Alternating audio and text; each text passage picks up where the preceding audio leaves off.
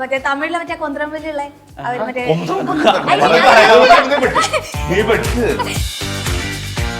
ഒരു നാട്ടിൽ ഒരാൾ പുലിയെ പിടിക്കാൻ വരുന്നു.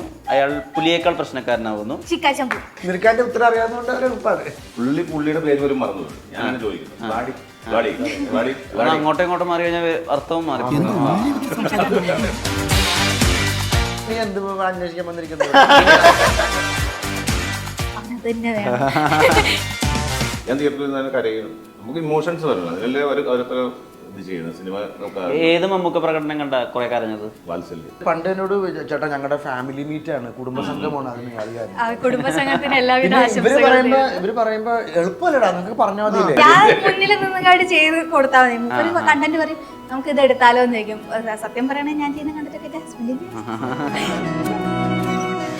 എനിക്ക് അഭിനയിക്കണമെങ്കിൽ എനിക്കൊരു ഡയറക്ടർ വേണം, സഹായം വേണം, ഡയറക്ടർ വേണം. ഇരുത്തം പോലും സ്ട്രെയിറ്റ് ഈ കാലുകൾ ക്രോസ് ചെയ്തിട്ടാണ് അവരിയ്ക്കുക. സാധാരണ പോലീസ് ഓഫീസർ ഫുള്ളായിട്ട് ഇങ്ങനെ സിനിമയിൽ ഭയങ്കര പ്രശ്നമാണ്. അദ്ദേഹത്തിന്റെ പടങ്ങൾ കണ്ടിട്ടാണ് വളർന്നത്. ഇൻസ്പെക്ടർ പ്രധാന, അവനാഴി, അങ്ങനെ കുറെ സിനിമകൾ അദ്ദേഹം ചെയ്തു വെച്ചിട്ടുണ്ട്. സുരേഷ് ഗോപി സാർ ചെയ്തു വെച്ചിട്ടുണ്ട്. നമസ്കാരം, ഞാൻ ഗോകുലൻ. പിള്ളേര് ഗോകു ചായ വേണ്ട? നൈകയുടെ ഏതിങ്ങനെ വായിച്ച് ഇതറിയാൻ പാടെന്ന് പറഞ്ഞാൽ അത് മോശമാണ്. അത് ഭയങ്കര മോശമാണ്. ഗോകുലിനാണെങ്കിൽ കൂട്ടുകാരന് വായിപ്പോ നേരത്തെ പറഞ്ഞത് ഞങ്ങൾ ഇത് നാണം കിടത്തും. അറിയില്ല, ഓർമ്മയില്ല. നീല്ല നേരം ഇവനൊക്കെ കൈ കിട്ടിയാലുണ്ടല്ലോ. Make every wedding unforgettable with Joya Lucas Diamond Wedding Collection. Joya Lucas, world's favorite jeweler. മലയാളത്തിൽ അഭിഭാഷകന്റെ കേസ് ഡയറി, ഒരു CBI ഡയറി കുറിപ്പ്, അങ്ങനെ ഡയറി പേരിൽ ഇൻവോൾവ് ആവുന്ന മലയാള സിനിമകളൊക്കെ വലിയ വിജയമായ ചരിത്രമുണ്ട്. ആ ഒരു ശ്രേണിയിലേക്ക് പെടുന്നതാണോ ദ കേസ് ഡയറി എന്ന് ചോദിച്ചറിയാം. സിനിമയിലെ നായകൻ അഷ്കർ സൗദാൻ, ഗോകുലൻ, നീരജ് എന്നിവർ ചേരുന്നു. നമസ്കാരം. നമസ്കാരം. ഈ നേരത്തെ പറഞ്ഞ സിനിമകളുണ്ടല്ലോ, ഡയറി എന്നുള്ള വാക്ക് പേരുമായിട്ട് ഇൻവോൾവ് ആവുന്നത്, അതിലൊരു പ്രത്യേകത എന്ന് വെച്ചാൽ നായകന് ഈ കേസുമായിട്ട് പേഴ്സണൽ അങ്ങനെ ബന്ധങ്ങളില്ല. മലയാളത്തിൽ വേറൊരു കുഴപ്പമുണ്ട്, നായകൻ പേഴ്സണലി ഇൻവോൾവ് ആവും. നായകൻ്റെ അനിയനോ നായകൻ്റെ ഭാര്യയോ ഒക്കെ ആ കേസിൽ ഇൻവോൾവ് ആവും. അന്ന് പേഴ്സണലി ആ കേസ് പലപ്പോഴും കൊണ്ടുപോവുക. ഈ രണ്ട് സിനിമകൾക്ക് ആ സ്വഭാവം ഇല്ല. ഞാൻ പറഞ്ഞ രണ്ട് സിനിമകളും കേസ് ഡയറി സ്വഭാവത്തിൽ വരും. പേഴ്സണലി ആയിരിക്കാം, അല്ലെങ്കിൽ വേറെ സംഭവം. അതല്ലേടാ സസ്പെൻസ്. നമ്മളെങ്ങനെ പറയുന്നത് പേഴ്സണലി ഉണ്ട്. മറ്റുള്ളവരെ കേസ് ഡയറി അതാണല്ലോ. ഒരു കേസ് ഓപ്പൺ ചെയ്യുമ്പോൾ നമ്മൾ എന്താണ് അത് നമുക്ക് സിനിമയ്ക്ക് പറയാൻ പറ്റത്തില്ലല്ലോ. അതല്ലേ പ്രശ്നം. പേഴ്സണൽ കേസാണ് ഞാൻ അന്വേഷിക്കാൻ വരുന്നത് എന്ന് പറയാൻ പറ്റത്തില്ലല്ലോ. അല്ലെ നമ്മൾ ഇന്ന ആളുടെ കേസ് അന്വേഷിക്കാൻ വരുന്ന ഡയറി കേസ് ഡയറി ഓപ്പൺ ചെയ്തല്ലേ, അത് നമുക്ക് പറയാം. അതെന്തേ പ്രശ്നം? വിഷ്ണുവിന്റെ ചോദ്യം വെച്ചാൽ നിങ്ങൾ പോലീസ് ഓഫീസർ വേറൊരു കേസ് അന്വേഷിക്കുന്നതാണോ, അല്ലെങ്കിൽ ആ പോലീസ് ഓഫീസർക്ക് പേഴ്സണൽ കണക്ഷൻ പറയാൻ പറ്റില്ല അല്ലേ? എന്താ ഞാൻ പറയാ, എനിക്കങ്ങനെ ഞാനൊരു പോലീസ് ഉദ്യോഗസ്ഥനാണ്. അതിനകത്ത് ഞാൻ ആ ഡിപ്പാർട്ട്മെന്റിൽ വരുന്ന ഒരു കേസ് അന്വേഷിക്കാൻ വരുന്ന ഒരു പോലീസ് ഓഫീസറാണ് അഷ്കർ. അഷ്കറെ ഹെൽപ്പ് ചെയ്യുന്ന ഒരു സമർത്ഥനായ അദ്ദേഹത്തിന്റെ പേര് ചോദിച്ചു. കഥാപാത്രത്തിന്റെ പേര് വ്ളാഡിമർ. വ്ളാഡിമർ പുട്ടിനുമായിട്ട് എന്തെങ്കിലും ബന്ധം? അത് എങ്ങനെയാണ് ഒരു സമയത്ത് ഈ ക്യാരക്ടർ ചോദിക്കുന്നുണ്ട്, അഷ്കറിന്റെ ക്യാരക്ടർ ചോദിക്കുന്നുണ്ട്. അല്ല അഷ്കറാണെങ്കിൽ തന്നെ വ്ളാഡിമർ എന്നാണ് പേരെങ്കിലും വ്ളാഡി എന്ന് വിളിക്കുന്നത്. എന്റെ കൂടെ ഉള്ള ആളാണ്. എന്നെ സപ്പോർട്ട് ചെയ്തത് അതുകൊണ്ടാണ് ഞാൻ കൂടുതൽ എപ്പോഴും പുള്ളിയുടെ പേര് പോലും മറന്നു പോയി. ഞാൻ ചോദിക്കുന്നു അങ്ങോട്ടും ഇങ്ങോട്ടും മാറി കഴിഞ്ഞാൽ അർത്ഥവും മാറിപ്പോകും. അതാണെങ്കിൽ സിനിമയുടെ ഒരു ഏറ്റവും പ്രധാനപ്പെട്ട ഒരു പോയിന്റിൽ ഇദ്ദേഹത്തിന് കുറെ ഡയലോഗും കുറെ ടെക്നിക്കൽ ടൈംസ് ഒക്കെ പറയുന്ന ഒരു പരിപാടി ഉണ്ട്. അതായത് അഷ്കർ പറയുന്നുണ്ട്. അപ്പൊ ഈ ഗണ്ണിന്റെ നമ്പറും മറ്റേ IRPC CRPCയിലെ വകുപ്പുകളൊക്കെ പറഞ്ഞിട്ടുണ്ടെങ്കിൽ ബ്ലാഡി വിളിക്കണം.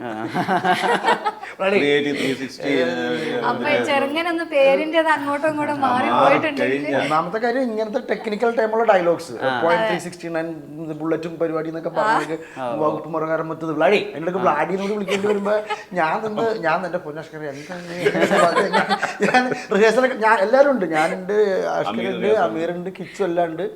ക്യാമറ 360 ഇട്ടേക്കുന്ന ഫുൾ അഷ്കർ ഡയലോഗ് മാത്രം. ഇങ്ങനത്തെ ഡയലോഗ്സും റിഹേഴ്സലൊക്കെ ഞാൻ കണ്ണുമ്പോൾ നിൽക്കും. എന്റെ ഈശ്വര ഒരു ആക്ടർ എങ്ങനെ ഇത് പറയും. പക്ഷെ അവനത്. ആ. അപ്പൊ ഇങ്ങനത്തെ കടിച്ചപ്പെട്ട ഡയലോഗിന്റെ കൂടെ ഇങ്ങനത്തെ ഒരു ബ്ലാഡിന്നും കൂടി നാക്ക് കൊടുക്കുന്ന ഈ പേര്. പണ്ട് പ്രതാപ് ചന്ദ്രൻ എന്നൊരു ആക്ടർ ഉണ്ടായിരുന്നു. അപ്പൊ പ്രതാപ് ചന്ദ്രന്റെ ഒരു പ്രത്യേകത എങ്ങനെയാന്ന് വെച്ച് കഴിഞ്ഞാൽ അദ്ദേഹം മകന് വിളിക്കുന്ന പേരുകളൊക്കെ തന്നെ ഇങ്ങനെ നാക്കുളുക്കുന്ന പേരുകളായിരിക്കും. ഇപ്പൊ ഗ്ലിവോസ്കി, പിന്നെ മലയാളത്തിൽ അങ്ങനെ ഒരു പേരെ പുള്ളി വിളിച്ചിട്ടുള്ളൂ. അതിനും ഈ കെട്ടുണ്ട് രാവുണ്ണി, ഫെഡറിക്ക, അതിനൊക്കെ ഈ നാക്കുളുക്കുന്ന സംഭവം പേര് വേണമെന്ന് തോന്നുന്നു. അപ്പൊ അതാണ് ഈ ക്യാരക്ടറിന്റെ പേര്. അഷ്കറാണ് ആ പേര് കൊണ്ട് ഏറ്റവും കൂടുതൽ ബുദ്ധിമുട്ട് അഷ്കറാണ്. Full time വ്ളാഡിമറാണ്. കാരണം എൻ്റെ കൂടെ അത് എല്ലാ ഇമോഷനിലും വിളിക്കേണ്ടി വരികയുള്ളൂ. സീരിയസ് ആയിട്ടൊരു മാറ്റർ പറഞ്ഞാൽ വ്ളാഡി പറഞ്ഞു കൊടുക്കുക, അല്ലാതെ നമ്മൾ വേറെ സന്തോഷമുള്ള സിറ്റുവേഷനിലും വിളിക്കുന്നത് വ്ളാഡി എങ്ങനെയാണ് ഈ പേര് വന്നത്, അപ്പോഴും വ്ളാഡി വിളിക്കേണ്ടി വരുന്നത്. നമ്മളൊരു പോലീസ് കഥാപാത്രത്തെ അഭിനയിക്കാൻ വേണ്ടി പോകുന്ന സമയത്ത് ഇപ്പോൾ പലപ്പോഴും അയാൾക്ക് കുറെ ക്യാരക്ടറിസ്റ്റിക്സ് ഒക്കെ കൊടുക്കുമല്ലോ. ഇപ്പോൾ ചില ആക്ടേഴ്സൊക്കെ ഇപ്പോൾ ഒരു പോലീസ് സ്റ്റേഷനിൽ പോയിട്ട് അവിടെ ഇപ്പോൾ അവിടെ റൈറ്ററായിട്ടിരിക്കുന്ന ആൾക്ക് ചിലപ്പോൾ അവിടുത്തെ ഉള്ള എല്ലാ പ്രധാനപ്പെട്ട ഉദ്യോഗസ്ഥന്മാരെക്കാളും കൂടുതൽ അറിവുണ്ടായിരിക്കും നിയമവശമൊക്കെ ആയിട്ട് ബന്ധപ്പെട്ട്. പക്ഷെ അവരതങ്ങനെ പുറമേ പ്രകടിപ്പിക്കില്ല, വളരെ ഉള്ളിലേക്ക് ഒതുങ്ങിയിട്ടായിരിക്കും. പക്ഷെ അവർക്ക് ഈ പറഞ്ഞ കേസിൻ്റെ എല്ലാ വിധത്തിലുള്ള എന്താ പറയുക നൂലാമാലകളും അതിൻ്റെ ലൂപ്പ് ഹോൾസും ഒക്കെ അറിയുന്നുണ്ടായിരിക്കും. നേരെ മറിച്ച് ചില ആളുകൾ ഭയങ്കര ആക്റ്റീവ് ആയിരിക്കും, ചില ആൾക്കാർ വളരെ തമാശ പറയും, ചില ആൾക്കാർ ഈ വരുന്ന ആളുകളെ കൺഫ്യൂസ് ചെയ്യുന്ന പോലെ ചോദ്യം ചോദിക്കും. അപ്പോൾ ഇതൊക്കെ നമുക്ക് റിയൽ ലൈഫിൽ പോലീസ് സ്റ്റേഷനിൽ പോയാൽ പലപ്പോഴും കാണാനും പറ്റും. അപ്പോൾ ഇങ്ങനെ ഒരു ക്യാരക്ടറൊക്കെ വരുന്ന സമയത്ത് അങ്ങനെ ഒരാളെ ഇപ്പോൾ കണ്ടിട്ടുള്ളതോ അല്ലെങ്കിൽ ആഗ്രഹമുള്ളതോ ആയിട്ടുള്ള ഒരു ക്യാരക്ടറിനെ എടുത്ത് നോക്കാനൊക്കെ ഗോകുലൻ ശ്രമിക്കാറുണ്ടോ? നമ്മളിപ്പോൾ ഒരു ബേസിക് ഐഡിയ റൈറ്റർക്കും ഡയറക്ടർക്കും ഉണ്ടാവുമല്ലോ. അല്ലെങ്കിൽ ഇങ്ങനത്തെ ഒരു പോലീസുകാരനാണ്, അല്ലെങ്കിൽ അയാൾ കുറച്ച് ക്രൂക്കഡാണ്, അല്ലെങ്കിൽ അയാൾ കുറച്ച് ഇന്നസെന്റ് ആണ്, അല്ലെങ്കിൽ അയാൾ കുറച്ച് ചിലരുടെ അടുത്ത് ഇങ്ങനെ പെരുമാറുന്നതാണ്. അപ്പൊ അങ്ങനെ ഒരു ബേസിക് ഇൻപുട്സ് ഈ ഡയറക്ടേഴ്സും റൈറ്ററും തരുമല്ലോ. നമ്മൾ പിന്നെ അതിന്റെ പുറമെ നമ്മുടെ ഒരു പരിപാടി വെച്ച് പിടിപ്പിച്ചാൽ മതി. ഞാൻ അങ്ങനെ ഇപ്പൊ ഞാൻ 2-3 പോലീസ് കഥാപാത്രങ്ങൾ ചെയ്തിട്ടുണ്ട്. ഉണ്ടയിൽ പോലീസായിരുന്നു, തുണ്ടിൽ പോലീസായിരുന്നു, പിന്നെ കൊച്ചാൾ എന്ന് പറഞ്ഞ നമ്മുടെ കിച്ചുവിന്റെ പടത്തിൽ പോലീസുകാരനായിരുന്നു, പിന്നെ ഇതിൽ പോലീസുകാരനായിരുന്നു. ഇതൊക്കെ ചെയ്തപ്പോൾ പോലും ഞാൻ അങ്ങനെ പോലീസ് സ്റ്റേഷനിൽ പോവുകയോ അല്ലെങ്കിൽ ഒരു റെഫറൻസിന് വേണ്ടിയിട്ട് സ്റ്റേഷനിലെ പോലീസുകാരായിട്ട് പരിചയപ്പെടുകയോ ചെയ്തിട്ടില്ല. നമ്മളെ ബേസിക് ഐഡിയയിലൊരു നമ്മൾ കണ്ടിട്ടുണ്ടല്ലോ പോലീസുകാരെ, അതായത് റോട്ടിൽ നിൽക്കുന്ന പോലീസുകാർ, അമ്പലപ്പറമ്പിലെ പോലീസുകാർ, സ്റ്റേഷനിലെ പോലീസുകാർ, കോടതിയിലെ പോലീസുകാർ, അങ്ങനെ കണ്ടിട്ടുണ്ട്. അപ്പൊ അവര് പറയുന്ന ഡിസൈനകത്തേക്ക് നമ്മുടെ കുറച്ച് ഇൻപുട്സ് ചേർക്കാന്നല്ലാതെ അങ്ങനെ ഒരു പഠിക്കാനായിട്ടോ അല്ലെങ്കിൽ ഇത് റെഫറൻസ് എടുക്കാൻ സ്റ്റേഷനിൽ പോവുകയോ അങ്ങനെ ഒന്നും അത്രയും ഡീപ്പായിട്ടൊന്നും ചെയ്തിട്ടില്ല, വേണ്ടി വന്നിട്ടില്ല ഇതുവരെ. ഞാൻ ഒരുപാട് റീൽസ് ഒക്കെ കണ്ടിട്ടുണ്ട്. റീൽസിൽ അഭിനയിക്കുമ്പോഴുള്ളൊരു കാര്യം, നമ്മളൊരു മൊബൈൽ ക്യാമറയ്ക്ക് മുമ്പിൽ നിന്നാണല്ലോ അഭിനയിക്കുന്നത്. പക്ഷെ മൂവി ക്യാമറയിൽ അവിടെ കൈകാലുകളുടെ മൂവ്മെന്റ്സ് ഉണ്ട്, നമ്മൾ കൊടുക്കുന്ന സജഷൻ ഷോട്ട്സ് ഉണ്ട്, നമ്മൾ കൊടുക്കുന്ന റിയാക്ഷൻസ് ഉണ്ട്. അതിനൊക്കെ ഈ 1 മിനിറ്റ് അല്ലെങ്കിൽ ഇപ്പൊ 3 മിനിറ്റ് ആണെന്ന് തോന്നുന്നു റീൽസിന് സമയം, അതിനൊക്കെ അപ്പുറത്തേക്ക് കൂടി സസ്റ്റെയിൻ ചെയ്യേണ്ട ആവശ്യങ്ങളുണ്ട്.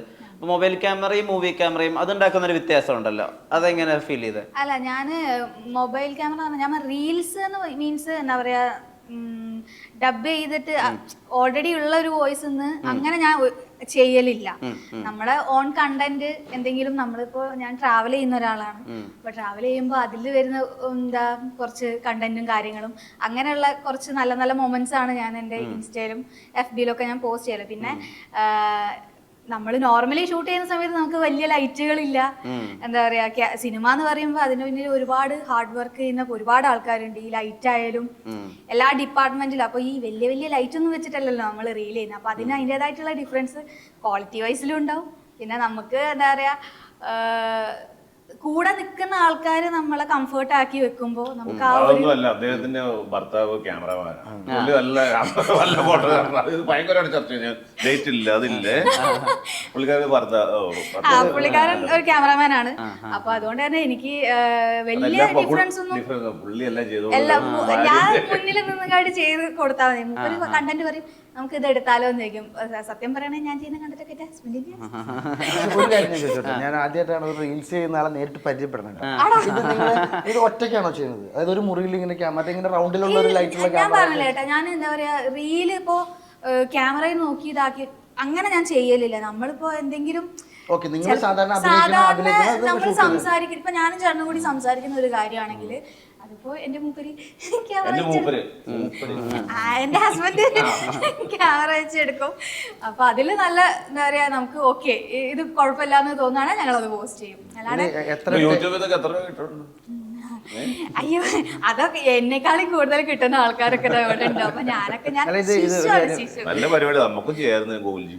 ഞാൻ അതാ ചോദിക്കുന്നത്. ഫേസ്ബുക്കിലും എനിക്ക് പറ്റില്ല. ഇപ്പൊ ബേസിലൊക്കെ പറഞ്ഞിട്ടുണ്ട് ഒരു പക്ഷെ സിനിമയിൽ വന്നില്ലായിരുന്നെങ്കിൽ ഞാൻ ഒരു കണ്ടന്റ് ക്രിയേറ്റർ ആയനെ. ഞാൻ ചോദിക്കുന്നത് ഇപ്പൊ ഗൂഗിളിൽ ഇപ്പൊ ഒരു സയന്റിസ്റ്റ് ആയിട്ടൊരു സിനിമയിൽ അഭിനയിക്കണം എന്ന് ചോദിച്ചാൽ ചിലപ്പോൾ സിനിമ അങ്ങനെ വന്ന് ഭവിക്കണമെന്നില്ല, അത് വന്ന് ഭവിക്കല്ലേ. പക്ഷെ ക്രിയേറ്റർക്ക് സ്വയം അങ്ങനെ ആവാൻ പറ്റും ഒരു കണ്ടന്റ് എടുത്തിട്ട്. അപ്പൊ അങ്ങനെയുള്ള സൗകര്യങ്ങളുണ്ട്, ആളുകളിലേക്ക് ഒരു പേഴ്സൺ ടു പേഴ്സൺ ആയി ഈ കോണ്ടന്റ് റീച്ച് ഒരു കണ്ടന്റ് ക്രിയേറ്ററിനെ സംബന്ധിച്ചിടത്തോളം അങ്ങനെ ആഗ്രഹങ്ങൾ വന്നിട്ടുണ്ടോ എപ്പോഴെങ്കിലും? അല്ല, എനിക്ക് ഞാൻ മനസ്സിലാക്കുന്നത് ഇപ്പൊ ഇവര് പറഞ്ഞ പരിപാടി ഉണ്ടല്ലോ, നമ്മൾ കാണുന്ന റീൽസ് എന്ന് പറഞ്ഞാൽ ഒരു ക്യാമറ ഇങ്ങനെ വെച്ചിട്ട് അതിന്റെ മുമ്പിൽ നിന്നിട്ട് ഇവർ പലതും ചെയ്യുന്നത്, എനിക്കത് പറ്റില്ല, ഒരിക്കലും പറ്റില്ല. അതാ ഞാൻ ഇത്ര ക്യൂരിയസ് ആയിട്ട് ചോദിച്ചാൽ എത്ര ടേക്ക് വരെ പോകും ഇത്? നിങ്ങൾ ഏതാണ് എളുപ്പം? റീൽസിൽ അഭിനയിക്കുന്നതാണ് എളുപ്പം, സിനിമ അഭിനയിക്കുന്നതാണ് എളുപ്പം?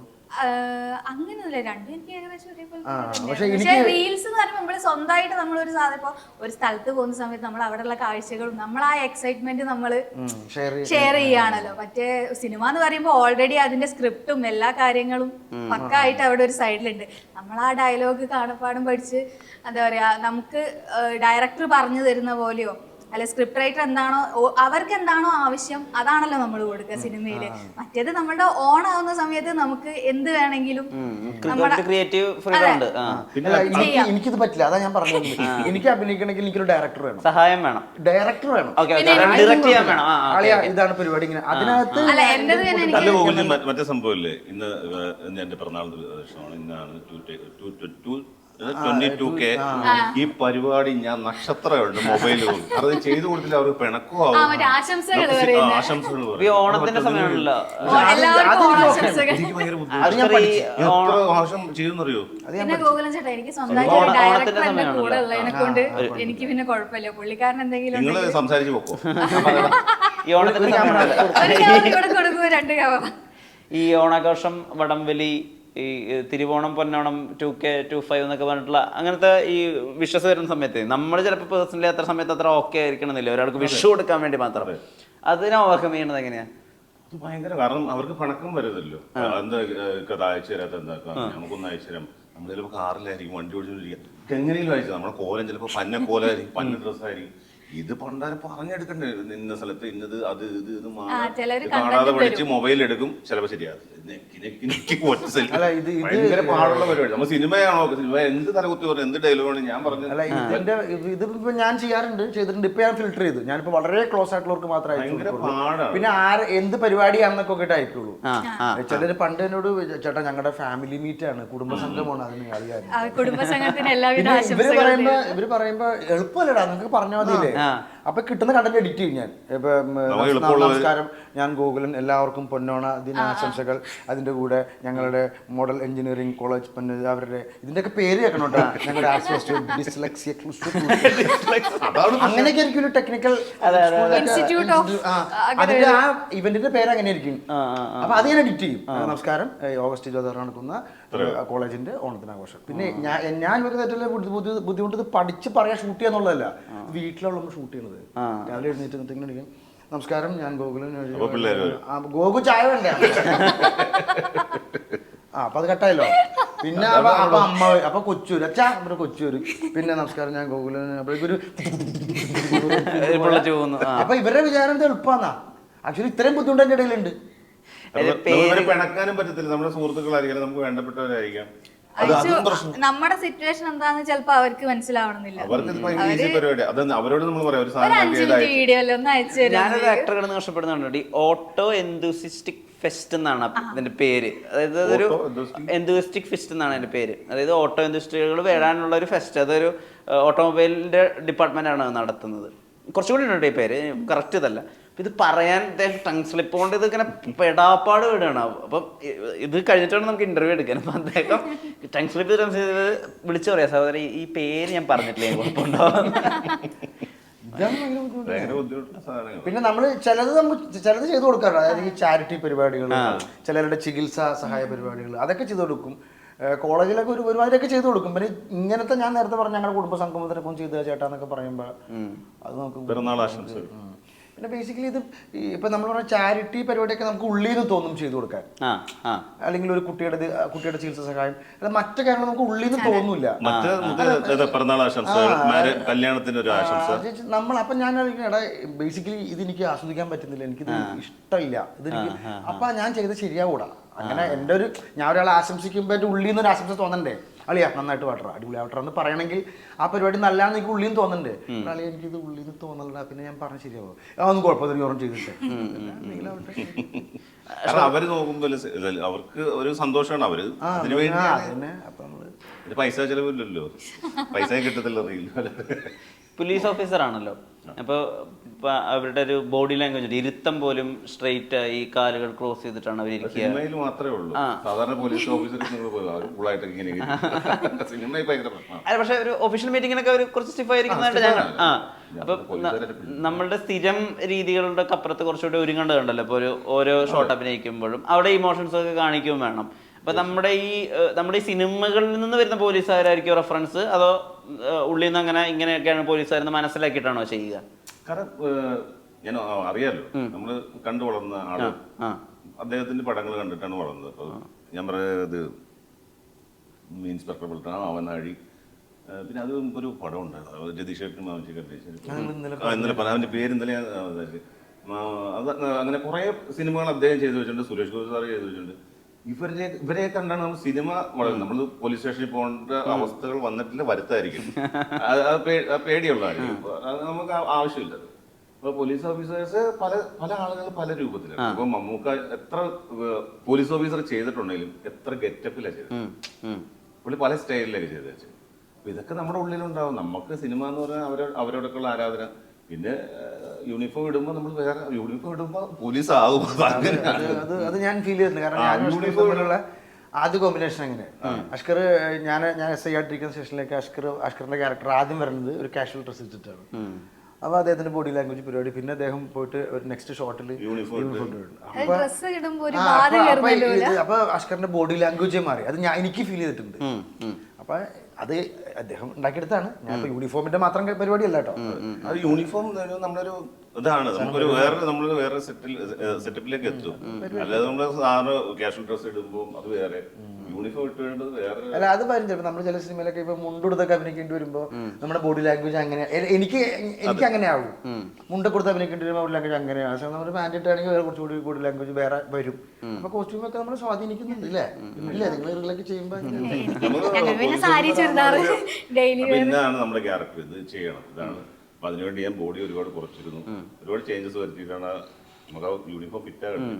നമ്മുടെ ഈ മൂവിയിൽ 2 കാലഘട്ടം വരുന്നുണ്ട്, 2 പീരീഡുകളുണ്ട്. 2 പീരീഡ് ഉണ്ട്. അപ്പൊ അതിന് ഫസ്റ്റത്തെ ചേട്ടൻ നല്ല എന്താ പറയാ കുറച്ചൊരു വണ്ണുള്ള ടൈപ്പ് ആയിരുന്നു. പിന്നെ അതിനുശേഷം ഈ ഒരു പോലീസ് ഗെറ്റപ്പിലേക്ക് എത്തുന്ന സമയത്ത് നമുക്ക് എന്തായാലും ഒരു ഫിറ്റ്നസ് ആവശ്യമാണല്ലോ. മറ്റേ ഒരു പോലീസ് എന്നുള്ള ആ ഗെറ്റപ്പിലേക്ക് വരുമ്പോൾ എന്തായാലും ബോഡി സ്ട്രക്ചർ നമ്മൾ കീപ്പ് ചെയ്യണം. അപ്പൊ അതിനു വേണ്ടി കുറച്ചൊരു ഗ്യാപ്പ് എടുത്ത് അങ്ങനെ നല്ല റിസ്ക് എടുത്തിട്ടാണ് ഈ ഒരു മൂവി പുള്ളിക്കാരൻ പോലീസായിട്ട് അഭിനയിച്ചിട്ടുള്ളത്. സിനിമയുടെ സിവിൽ എഞ്ചിനീയർ ആണോ? സിവിൽ ഞാൻ എനിക്കും ഇതുപോലെ തന്നെ 2 കാലഘട്ടം കാണിക്കുന്നുണ്ട്. അപ്പം അതില് ഫസ്റ്റ് ഒരു കോളേജ് പോർഷൻ ആണുള്ളത്. അതില് സോങ്, പിന്നെ ഫൈറ്റ് വരുന്നുണ്ട്. പിന്നെ ഞാൻ രാഹുൽ മാധവിന്റെ പേരായിട്ടാണ് ഞാൻ ഇതിൽ ചെയ്തിരിക്കുന്നത്. അപ്പോൾ ആ ഒരു കാലഘട്ടം കാണിക്കുന്നുണ്ട്. അതുപോലെ തന്നെ രാഹുലേട്ടൻ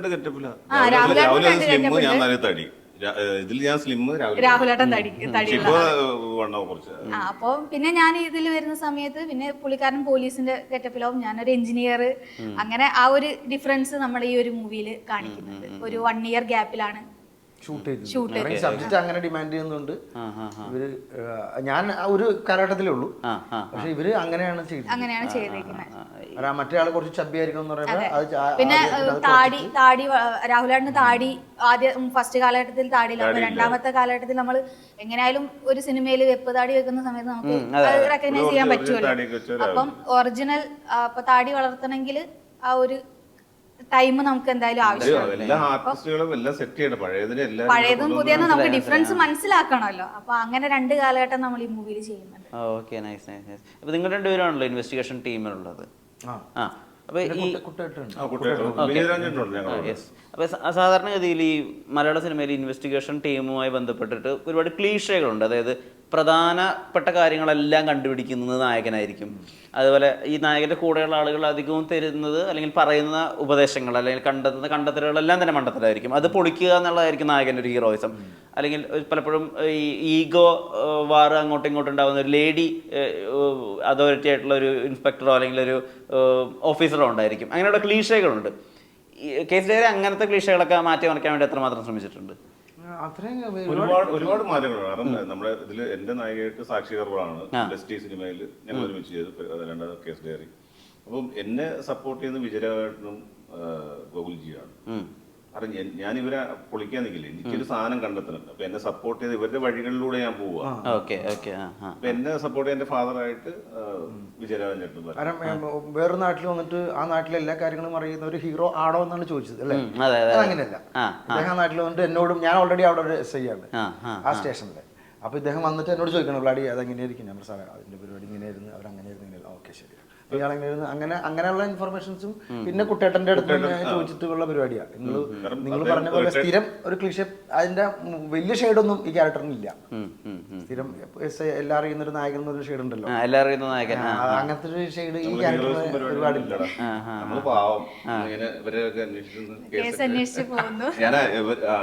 ഞാൻ ഫസ്റ്റ് ടൈമാണ് യൂണിഫോം ഇട്ട് അഭിനയിക്കുന്ന സിനിമ. ഗൗൽജിയൊക്കെ നേരത്തെ ചെയ്തിട്ടുണ്ട് യൂണിഫോം ചെയ്തത്, പക്ഷെ പുള്ളിക്ക് ഇത് കിട്ടി.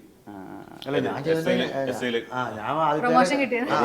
ഞാൻ കോൺസ്റ്റബിളും ഒക്കെ ആയിരുന്നു. ഈ പടത്തിലാണ് അതൊരു ഈഗോ ബൂസ്റ്റ് ആണോ? ആദ്യം അധികം കോൺസ്റ്റബിൾ ആയിരുന്നു, ഇപ്പൊ ഒരു SI ആയിരുന്നു. ഓരോ ക്യാരക്ടേഴ്സ് അല്ല, ക്യാരക്ടർ അത് വേറെയാണ്. അതിന് സ്വയം വളർച്ചയായിട്ടൊക്കെ ആ ക്യാരക്ടറിന് അങ്ങനത്തെ ഒരാള് മതി. അപ്പൊ എന്നെ കാസ്റ്റ് ചെയ്യുന്നു. ഇപ്പൊ കോൺസ്റ്റബിൾമാര് നായകന്മാരായിട്ടുള്ള ക്യാരക്ടറുകൾ സിനിമകളുണ്ട്. അപ്പൊ അതിനകത്ത് SI ആയിട്ട് അഭിനയിക്കുന്ന ആക്ടർക്ക് ഈഗോ ഉണ്ടാവണമല്ലോ. ഞാനാണ് SI, പക്ഷെ അവനാണ് ഹീറോ തോന്നല്ല. അതുപോലെ തന്നെ നമുക്ക് അങ്ങനെ തോന്നണമെന്നില്ലല്ലോ. ഓക്കെ, ഞാൻ നിങ്ങളെ പെട്ടെന്നൊരു അന്വേഷണമൊക്കെ ബന്ധപ്പെട്ട ഒരു ഗെയിമിലേക്ക് കൊണ്ടുപോകാൻ ആഗ്രഹിക്കുന്നു. അത് വളരെ എളുപ്പമാണത്. അത് ഒരേ ത്രെഡുള്ള, എളുപ്പമാണെന്ന് ഞങ്ങളല്ലേ പറയുന്നത്, നിനക്കാൻ്റെ ഉത്തരം അറിയാവുന്നതുകൊണ്ട് അവർ എളുപ്പമാണ്. ഒരേ ത്രെഡുള്ള 2 സിനിമകളുടെ 1 ലൈനേഴ്സ് ഞാൻ പറയും. ആ 2 സിനിമകൾ ഏതാണെന്ന് പറയുകയാണ് വേണ്ടത്. ഒരേ ത്രെഡല്ല, ഒരു കോമൺ എലമെന്റ് ഉണ്ടായിരിക്കും. അപ്പൊ ലിങ്ക് ഓഫ് ദ ലിങ്ക് എന്നാണ് ഗെയിമിന്റെ പേര്. അപ്പൊ ഉദാഹരണം ഞാൻ പറയാം.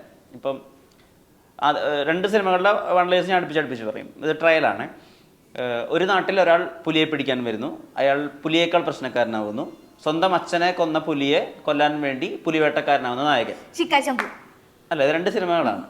പുലിമുരുകനും മൃഗയാണ്. ഇതാണ് നമ്മുടെ ഒരു മീറ്റർ, മനസ്സിലായോ? ശിഖർ ശംഭു ഒക്കെയാണ്. ഓക്കെ, എനിക്ക് വന്ന് ശിഖർ ശംഭു.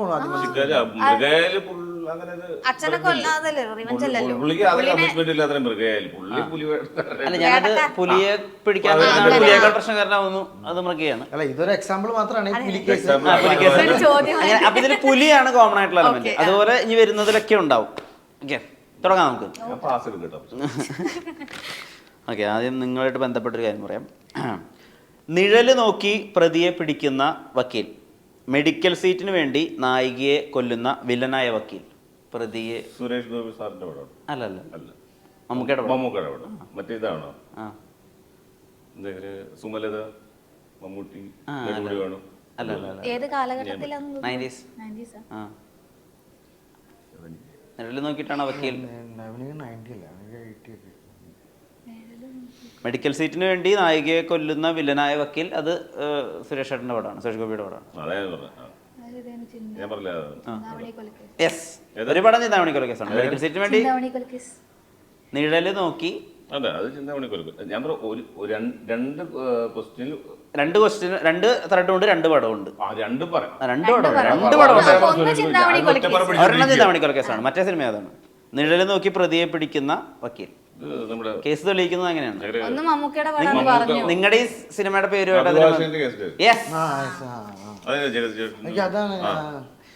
ഓക്കെ. കോമൺ ആയിട്ടുള്ള ഒരു സംഭവം ഉണ്ട്, അതിന്റെ 2 പേര് പറയും. മഞ്ഞക്കാറ് കോറിയിൽ ഒളിപ്പിക്കുന്ന നായകൻ, KSRTC ബസ് ഭൂമിയുടെ അടിയിൽ ഒളിപ്പിക്കുന്ന നായകൻ. ദൃശ്യം അടുത്ത പേര് പറ. പുണ്യാളൻ അഗർബത്തീസ്. അല്ല KSRTC ബസ് ഭൂമിക്കടിയിൽ ഒളിപ്പിക്കുന്ന നായകൻ. അഷ്കർ ഒന്ന് പറഞ്ഞു കേക്കട്ടെ. ജയസൂര്യ അവര്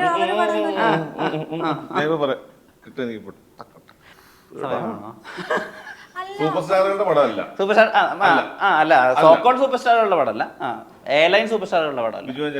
ഓർഡിനറി ഒന്നുമല്ല. ഓർഡിനറി ഒന്നല്ല. അല്ല, ജയസൂര്യയുടെ പടമാണ്. ജയസൂര്യയുടെ പടമാണ്. എനിക്ക് സാധനം കിട്ടി മറ്റേ വലിയ ഇത് പുണ്യാളന്റെ സെക്കൻഡ് പാർട്ട്. അല്ല മറ്റേ സഖിയെന്ന് പറഞ്ഞ പാട്ടുള്ള പടം. വിജയ് ബാബു പ്രൊഡ്യൂസ് ചെയ്ത സാമൂഹ്യ വില്ലനായ പടം. അതെ, മറ്റേ ശ്രേയ അല്ല മറ്റേ തമിഴിലെ മറ്റേ കൊന്ത്രമ്പല്ലുള്ള അവര് മറ്റേ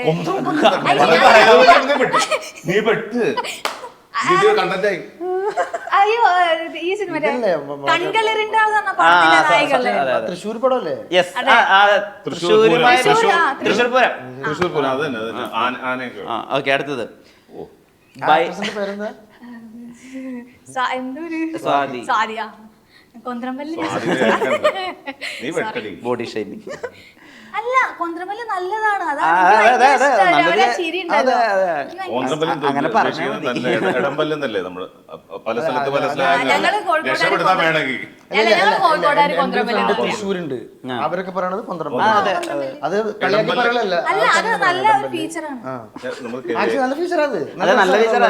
നല്ല രസം അവര് ചിരിക്കണൊക്കെ കാണാൻ. ബൈബിൾ വചനം ദേഹത്ത് വരയുന്ന വില്ലൻ, ബൈബിൾ വചനം വെച്ച് നായികയെ പ്രൊപ്പോസ് ചെയ്യുന്ന നായകൻ. മെമ്മറീസ്. ബൈബിൾ വചനം വെച്ച് നായികയെ പ്രൊപ്പോസ് ചെയ്യുന്ന നായകൻ. അല്ല, ബൈബിൾ വചനം. ഏതാ ബൈബിൾ വചനം? വചനം പറഞ്ഞാ മതിയാ. Song of Solomon's. ഭയങ്കര ഫേമസ് ആയ ഒരു പടമാണ്, ഐക്കോണിക് സിനിമയാണ്. ഒന്ന് മെമ്മറീസ്. പാത്ത് ബ്രേക്കിംഗ് സിനിമയാണ്. 80s സിനിമ ഇറങ്ങുന്നത്. പക്ഷെ ആ സിനിമ എല്ലാവർക്കും അറിയാം. പ്രത്യേകിച്ച് ഈ ഡയലോഗ് എന്തായാലും അറിയാം. പറഞ്ഞു കഴിഞ്ഞാൽ പടം പെട്ടെന്ന് കിട്ടുക. ബൈബിളിലെ ഒരു വചനം വെച്ചാണ് അയാൾ പ്രപ്പോസ് ചെയ്യുന്നത് നായിക ഓൾറെഡി അങ്ങനെ ഫ്ലാറ്റഡ് ആയിരിക്കും, പക്ഷെ ഈ വചനം കൂടി ആകുമ്പോൾ നിങ്ങൾ സെറ്റ് ആവും.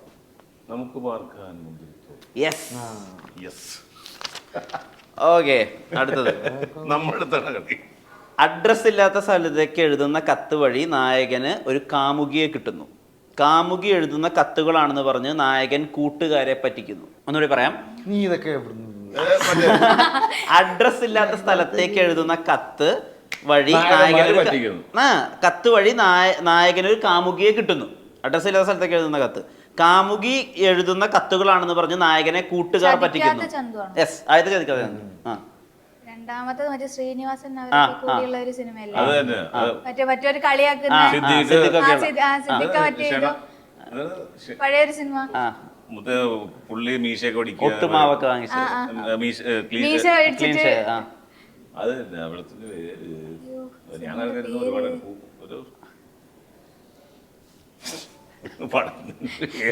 സിദ്ദീഖുണ്ട്, നായകന്മാരൊക്കെ ഞങ്ങള് പറഞ്ഞു.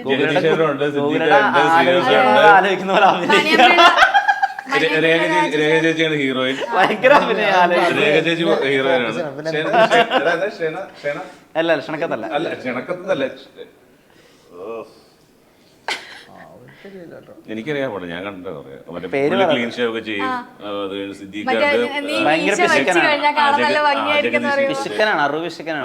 ജഗദീശേട്ടനുണ്ട്.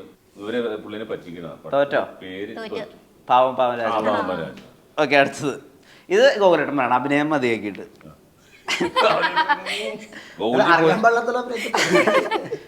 ഓക്കെ, ഇത് ഭയങ്കര എളുപ്പാട്ടോ. വില്ലനെ അടിച്ചിട്ടേ ചെരുപ്പിടൂ എന്ന് തീരുമാനിക്കുന്ന നായകൻ, ചെരുപ്പിന്റെ സൈസ് മാറ്റി കൊലപാതകം ചെയ്യുന്ന വില്ലൻ. ഒരെണ്ണം എളുപ്പമാണ്, ഒത്തിരി ടഫാ. ചെരുപ്പിന്റെ സൈസ് മാറ്റി കൊലപാതകം ചെയ്യുന്ന വില്ലൻ, ഒത്തിരി ടഫാ. ചെരുപ്പൊന്നുമില്ല, ഡയറക്ഷനാ. ഇത് ജോസഫ്. എന്നാ പറയും. ചേട്ടാണ് അത് 10 കോടി ഫസ്റ്റ് പടം പ്രചോദ് അഭിനയിച്ച പടം. സുരേഷ് ഗോപി ചേട്ടൻ ഡബിൾ ഇതായിട്ട് ഫസ്റ്റ് പടം ചേട്ടൻ്റെ ഫസ്റ്റ് പടം. പ്രചോദ് വില്ലനായിട്ട് ഇങ്ങനെ ഡബിൾ ഇതായിട്ട് പേര് പറഞ്ഞ എനിക്കറിയാം, ഞാൻ പറയുന്നില്ല. ഞാനാണ് ചേട്ടൻ്റെ പടത്തിൽ അഭിനയിച്ചത്. അങ്ങനെ ഐക്കോണിക് ആയിട്ടുള്ള ഷോട്ട് വേണോ? ചെരുപ്പിന്റെ ഷോട്ട് ജനലിലുള്ള കൂടെ അല്ല, ഈ ചെരുപ്പിട്ട് നടക്കുന്ന ഷോട്ടും ഭയങ്കര രസമുള്ള ഷോട്ടാണ്. നീ നേരത്തെ ഇപ്പൊ നിങ്ങൾ 3 ഒന്നായിട്ട് ആലോചിച്ച് കണ്ടുപിടിക്കണം. ഫസ്റ്റത്തെ പറഞ്ഞില്ലേ? നിങ്ങൾക്കറിയാവോ? എനിക്ക് സിനിമയുടെ സീനൊക്കെ എന്റെ മനസ്സിൽ കൂടെ ഇങ്ങനെ ഓടി പോകുന്നുണ്ട്, പക്ഷെ സിനിമയുടെ പേരറിയില്ല. അഷ്കർ പേര് അറിഞ്ഞൂടെ? എനിക്കറിയാം, ഞാൻ പറയത്തില്ല. പറയില്ല. എന്താണ് എന്ത് സിറ്റി സിറ്റി ഒന്നല്ല, സിറ്റി അല്ലേ? കുറ്റാന്വേഷണവുമായി ബന്ധപ്പെട്ട ഒരു സുരേഷ് ഗോപി ചേട്ടൻ Double ഡബിൾ റോൾ. കുറ്റാന്വേഷണവുമായി ബന്ധപ്പെട്ട ഒരു പേര്. കൊല്ലപ്പെട്ട പെണ്ണിന്റെ ഭർത്താവും ഇന്നൊന്ന് പോലീസ്. പണ്ടത്തെ പറഞ്ഞൂടെ? ഗൂഗിളിനെ പറയണ്ടേ? ഗൂഗിളിന് വേണ്ടി ഞാൻ കാത്തിരിക്കും. എനിക്ക് മനസ്സിലായി. ചേട്ടന്റെ മെമ്മറീസിന് മുമ്പുള്ളതാണ് ഫസ്റ്റ് സാധനം. മമ്മി ആൻഡ് മീക്ക് മുമ്പുള്ള പടം. ഇത് നേരത്തെ പറഞ്ഞ ഞങ്ങളെ നാണം കിടത്തുക. അറിയില്ല, ഓർമ്മയില്ല. ഡിറ്റക്റ്റീവ്. അതാ ഞങ്ങൾക്കറിയാം, ഞങ്ങൾ മിണ്ടായിരിക്കില്ല. അങ്ങനെ എന്തെങ്കിലും എഴുതാണോന്നൊക്കെ. ഓക്കെ, അവസാനത്തെ.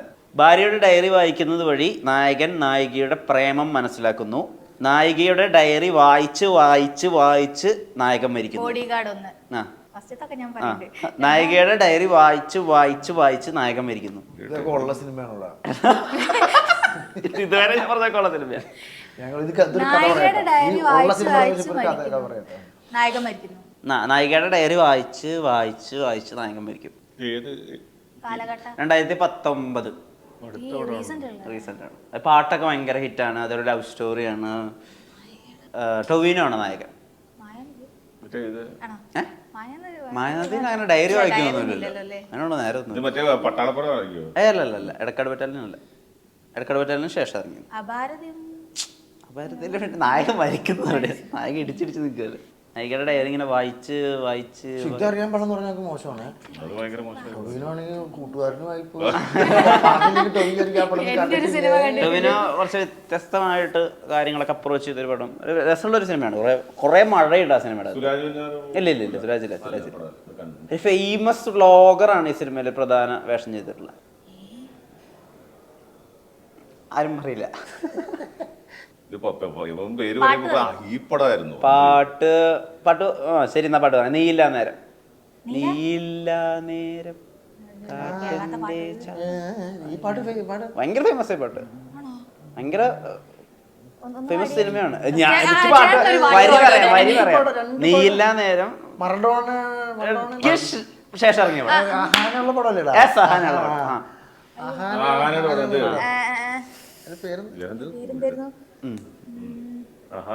ക്രാഫ്റ്റ് വർക്ക് ഒക്കെ ചെയ്യുന്നേ. അതെ,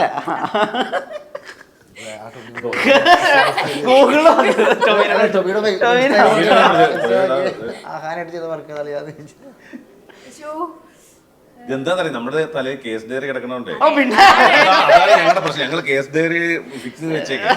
മറ്റു പടങ്ങളുടെ അതൊന്നും കിട്ടുള്ളൂ. നീ എന്ത് അന്വേഷിക്കാൻ വന്നിരിക്കുന്നത്?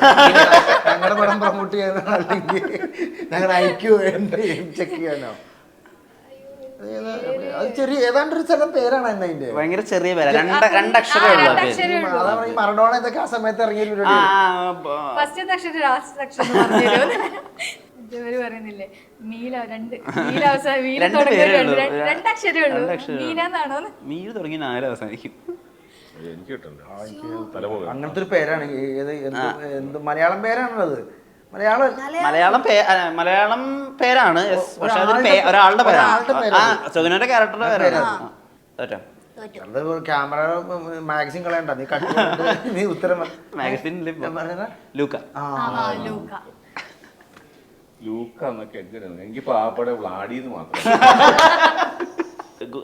ഇപ്പൊ പലപ്പോഴും ഇങ്ങനെ ചർച്ചകൾ വരാറുണ്ട്. ഒരു കൊമേഴ്ഷ്യൽ സിനിമയുണ്ടല്ലോ, ഈ അടിയും ഫൈറ്റ്സ്, സോങ്സ്, പ്രേമം ഒക്കെയുള്ള കംപ്ലീറ്റ് പാക്കേജ് സിനിമകൾ.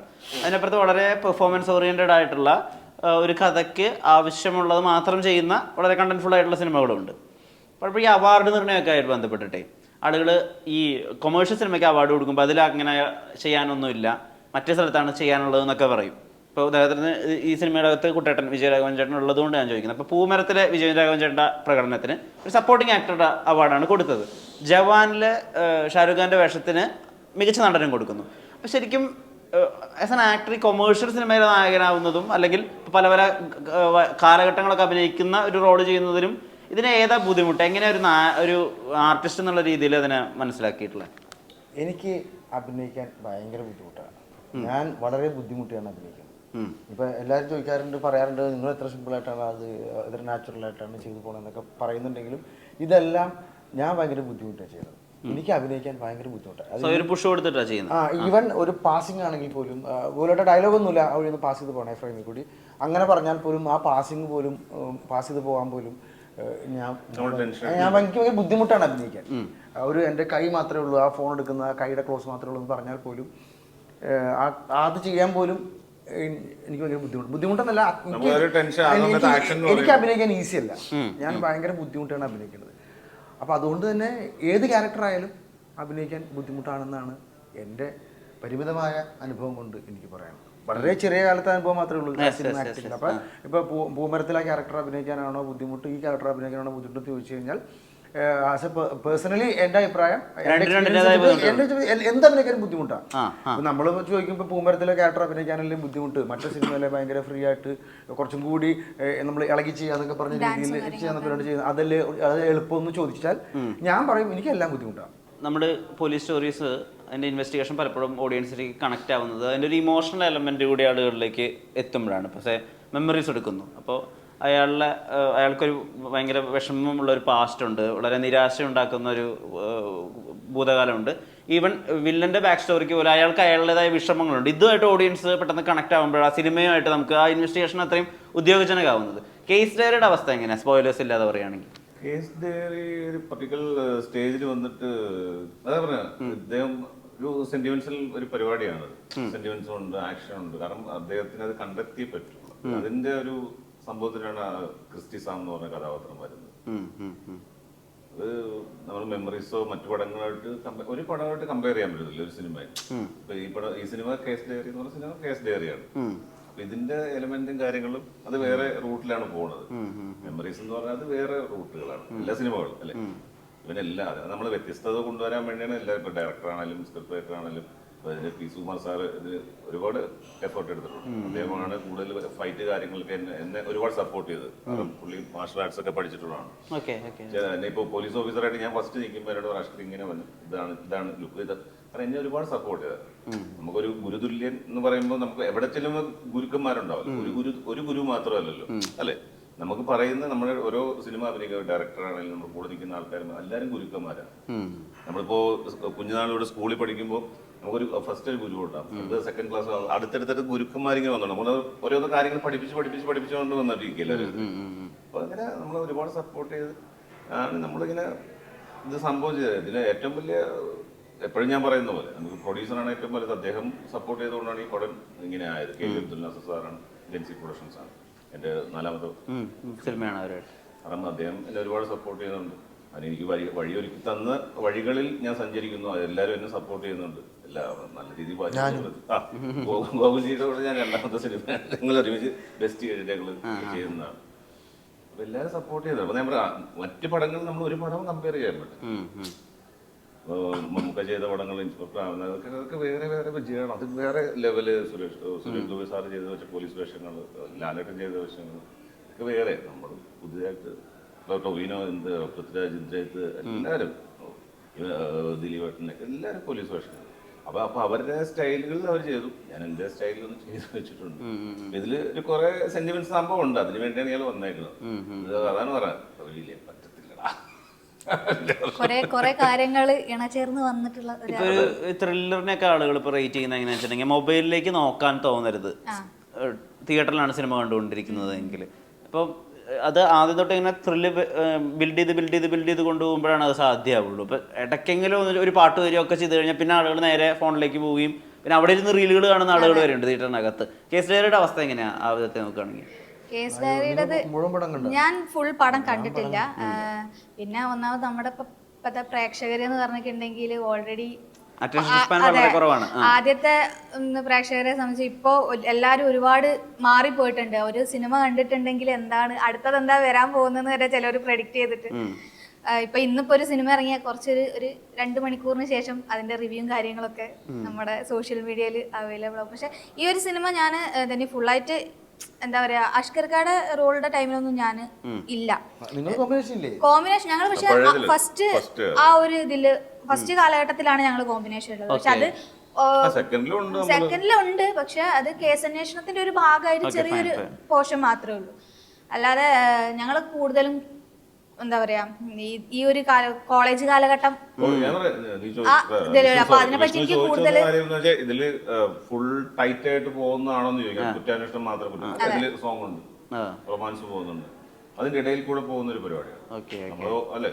നമ്മളല്ലാതെ ഫുള്ള് കുറ്റാന്വേഷണം മാത്രമല്ല, ഇതിൽ കുറെ എലമെന്റുകൾ ചേർത്തിട്ട് ചെയ്ത് വെച്ചേക്കുന്നു.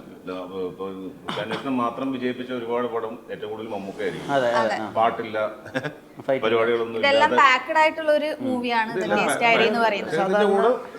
സെന്റിമെന്റ്സും നല്ല ഇമോഷൻസ്, പ്രണയം, എല്ലാ കാര്യങ്ങളും നമ്മൾ മലയാള സിനിമയുടെ ഒരു ഫ്ലേവേഴ്സ് ഉണ്ടല്ലോ, എല്ലാം കൂടി ഉണ്ടാവുമല്ലോ നമ്മുടെ സിനിമകളിൽ. പാട്ടുണ്ടാവും, റൊമാൻസ് ഉണ്ടാവും, അമ്മയോടുള്ളതുണ്ടാവും, പെങ്ങളുണ്ടാവും, അങ്ങനെയുള്ള ഫ്ലേവേഴ്സും സിനിമയിലുണ്ട്. അല്ലാതെ പ്യുവർലി ഒരു മാത്രമല്ല, ഇൻവെസ്റ്റിഗേഷൻ മൂഡിലല്ല. മലയാളത്തിൽ ഏറ്റവും ഇഷ്ടപ്പെട്ട കുറ്റാന്വേഷണ സിനിമ, ഏറ്റവും സ്വാധീനിച്ച കുറ്റാന്വേഷണ സിനിമ ഏതാ? കുറ്റാന്വേഷണ പടങ്ങളിൽ ഓരോ തരത്തിലാണ് കണക്ട് ആവുന്നത്. ഇപ്പൊ ദൃശ്യം നമുക്ക് കുറച്ച് ഇമോഷണലി കണക്ട് ആവും. അയ്യോ, നമുക്ക് വീടിന് വേണ്ടിയിട്ടും ഫാമിലിക്ക് വേണ്ടിയിട്ടും ഒരു പരിപാടി. അതേസമയം നമ്മുടെ ഇപ്പൊ ചിന്താമണി കൊലക്കേസ് എന്ന് പറഞ്ഞ സിനിമ നമ്മളെ എന്നെ പേഴ്സണലി എന്നെ ത്രില്ലടിപ്പിച്ചിരുന്നത് ഇദ്ദേഹം എങ്ങനെയായിരിക്കും കണ്ടുപിടിക്കുക. അപ്പൊ ഈ ഡിറ്റക്റ്റീവ് രണ്ടും ഇങ്ങനത്തെ പടങ്ങളാണെങ്കിലും രണ്ട് സിനിമയിലും ഇമോഷൻസ് വേറെയാണ്. ഒരെണ്ണത്തിൽ ഭയങ്കര അയാൾ എങ്ങനെയായിരിക്കും കണ്ടുപിടിക്കുക, മറ്റൊരു നമുക്ക് അയ്യോ എങ്ങനെയെങ്കിലും ഇയാളൊന്ന് ഊരിക്കൊണ്ട് പോന്നാൽ മതിയായിരുന്നു ദൃശ്യം കാണുമ്പോ. അപ്പൊ അങ്ങനെയാണ്. ദൃശ്യം കുറ്റാന്വേഷണ സിനിമ ഇപ്പൊ CBI ഡയറക്കുറിപ്പിന്റെ ആദ്യത്തെ അത് കാണുമ്പോ കൊള്ളാലെ. അത് ആ സിനിമ എനിക്ക് ഇമോഷണലിനേക്കാളും കൂടുതൽ കണക്ട് ആയത് ആ ഒരു ഇൻവെസ്റ്റിഗേഷൻ പ്രൊസീജിയറും അദ്ദേഹത്തിന്റെ ബ്രില്യൻസ് ആണ് ത്രില്ലടിപ്പിച്ചത്. വേറെ സിനിമകളിൽ ഇമോഷനാണ്, വേറെ ഇമോഷൻ, അതായത് ഫാമിലി രക്ഷപ്പെടുത്താൻ വേണ്ടിയിട്ട് അയാൾ ഇങ്ങനെ ചെയ്യട്ടെ അങ്ങനെ ചെയ്യട്ടെ. ഇതിനകത്ത് ഏതാണ് ബെസ്റ്റ് എന്ന് വെച്ച് കഴിഞ്ഞാൽ എനിക്ക് ബുദ്ധിമുട്ടാണ് പറയാം. ഒരു ചോയ്സ് പറയാൻ എളുപ്പമല്ല. ആഷ്കറിന് ഏതാണ്? ഞാൻ ഫസ്റ്റ് കണ്ട ജാഗ്രതയാണ്. ജാഗ്രത സ്റ്റാർട്ട് ചെയ്തത് എസ് സ്വാമി സാറും അവര് സ്റ്റാർട്ട് ചെയ്ത് ജാഗ്രത എന്നാണ് സ്റ്റാർട്ട് ചെയ്തത്. CBI അങ്ങനെയല്ലേ പോയി. അതാ പറഞ്ഞത്, നമുക്ക് അങ്ങനെ പറയാൻ പറ്റില്ലല്ലോ. എല്ലാം ഒരു പല സ്റ്റൈലല്ലേ. ഇപ്പൊ CBIയില് അദ്ദേഹത്തിന് ജോലിയോടെ കമ്മിറ്റ്മെന്റ് അല്ലേ, ഇത് കണ്ടെത്തി ബ്രില്യൻസ് തെളിയിക്കണം, അതാണ് അതിന്. ജാഗ്രത എല്ലാം അങ്ങനെ തന്നെ. ചിന്താമണി കൊലക്കേസും ഇത് പറഞ്ഞ പോലെ അങ്ങനെ കുറ്റാന്വേഷണം. ഇപ്പൊ എനിക്ക് ചാക്കോച്ചൻ ചെയ്ത ഒരു 5-ാം മതില് അല്ലല്ലേ, ഇപ്പൊ ഒരു അത് വേറെ കൊലപാതകം. അതിനു മുമ്പ് നമ്മുടെ ഷറഫുദ്ദീൻ നെഗറ്റീവ് റോൾ ചെയ്ത് അത് വേറെ രീതിയിലാണ് നമ്മുടെ സിനിമ. അത് സെന്റിമെന്റ്സ്, ഇത് ഇത് കണ്ടെത്തണം, പിന്നെ കണ്ടെത്തിക്കണം. പോലീസ് ഓഫീസറുടെ കുറെ ഉത്തരവാദിത്തങ്ങൾ ചെയ്യുന്ന സിനിമകളുണ്ട്. അവർക്ക് ഇത് കണ്ടെത്തിയാലേ അവർക്ക് നിൽക്കാൻ പറ്റുള്ളൂ. മേലുദ്യോഗസ്ഥൻ അവരെ കൊല വിളിച്ചുകൊണ്ടിരിക്കുന്ന പടങ്ങളുണ്ട്, സിനിമകളുണ്ട്. ഏത് പടത്തിന്റെ പേര് പറയും? കേസ് ഡയറിയുടെ കാര്യം പറയണം. അങ്ങനെ ഒരു സിനിമയുണ്ടോ? ഇല്ല, ഇവര് പറഞ്ഞ ഉത്തരം തന്നെയായിരിക്കും എനിക്ക് ഉണ്ടാവുക. ഓരോ മൂവിക്കും ഓരോ ഇമോഷൻസ് അല്ലേ. അപ്പം നമുക്ക് ഇന്നത് എന്ന് പറഞ്ഞ് പിക്ക് ചെയ്യാനായിട്ട് നമുക്ക് സാധിക്കും. നമ്മളൊരു സിനിമ കാണുമ്പോ ഫുൾ നമ്മളത് ഡെഡിക്കേറ്റ് ചെയ്ത് ആ ഒരു ഇതിലേക്ക് ഫുൾ അർപ്പിച്ച് കാണും. എനിക്ക് ചില നേരം ചില വില്ലന്മാരൊക്കെ ഇവനൊക്കെ കൈ കിട്ടിയാലുണ്ടല്ലോ എന്നുള്ള ഒരു സിറ്റുവേഷൻ, അങ്ങനെയും ആഴത്തിൽ ഇറങ്ങിയ സിനിമ കാണുന്ന ഒരാളാണ്. ലാസ്റ്റ് ഇവനെ മറ്റേ പൊട്ടി ബോംബിട്ടത് അവനത് തന്നെ വേണം അങ്ങനെയൊക്കെ ചിന്തിക്കുന്ന ഒരാളാണ്. അവൻ കേൾക്കണ്ട. അല്ല, ഞാൻ അങ്ങനെയൊക്കെ ചിന്തിക്കുന്ന ഒരാളാണ്. നമ്മൾ പ്രേക്ഷകർ എങ്ങനെയാണ്, നമ്മൾ ഇൻവോൾവ് ആയി പോലും, നമ്മൾ അതിലേക്ക് മുഴുകിപ്പോലും. ഇപ്പൊ മമ്മൂക്കയുടെ പടങ്ങളാണെങ്കിലും നമ്മൾ ഞാൻ ഇരുന്ന് കരയും, ഞാൻ തിയേറ്ററിൽ നിന്നാണ് കരയും. നമുക്ക് ഇമോഷൻസ് വരണം, അതിനല്ലേ ഓരോരുത്തർ ഇത് ചെയ്യുന്നത്. സിനിമ ഏത് മമ്മൂക്ക പ്രകടനം കണ്ട കുറെ കരഞ്ഞത്? വാത്സല്യം. അത് തിയേറ്ററിലാണോ ഉണ്ടത്?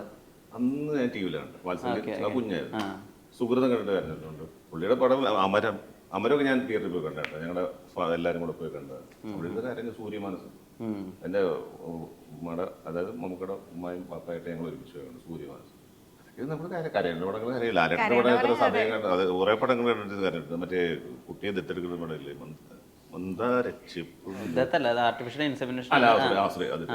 ദശരഥം മൂവി കണ്ടിട്ട് കരഞ്ഞിട്ടുണ്ട്.